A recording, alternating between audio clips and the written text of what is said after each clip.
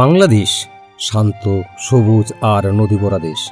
কিন্তু জানেন কি, আমাদের দেশে 21 তারিখ ও 22 তারিখে ভূমিকম্প হয়েছে, আর ভবিষ্যতেও ঝুঁকি আছে। বিশেষ করে সিলেট, চট্টগ্রাম এবং পূর্ব তিস্তা উপত্যকায়। এই এলাকা টেকনিক্যাল প্লেটের কাছে অবস্থিত, তাই ভূমিকম্পের ঝুঁকি বেশি। 2025 সালের 21 নভেম্বর সকাল 10:38 ঢাকা ও আশেপাশের এলাকায় একটি ভূমিকম্প অনুভূত হয়। মাত্রা ছিল প্রায় 5.5 এবং 5.7 রিস্টার স্কেলে।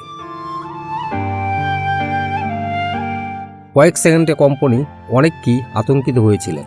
ভূমিকম্পের প্রভাব দেখা যায় ভবনের ফাটল, রেলিং ধস এবং স্থানীয়ভাবে ক্ষতি। এটি মনে করিয়ে দেয় যে দেশের কোনো অংশই পুরোপুরি নিরাপদ নয়। ভূতাত্ত্বিক বিশেষজ্ঞ বলেছেন, ভবিষ্যতে বাংলাদেশের মাঝারি বা শক্তিশালী ভূমিকম্পের সম্ভাবনা কম নয়। বিশেষ করে পূর্ব ও দক্ষিণ পূর্ব অঞ্চলগুলোতে ঝুঁকি বেশি, তাই প্রস্তুতি থাকা অত্যন্ত জরুরি।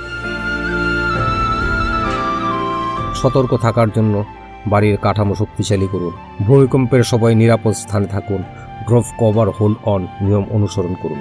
এই ঘটনাগুলো আমাদের মনে করিয়ে দেয়, বাংলাদেশ শান্ত হলেও ভূমিকম্পের ঝুঁকি আগ্রহ করা যায় না। দেখছেন BDC news HD. Like, comment, share and subscribe করুন এবং সচেতন থাকুন।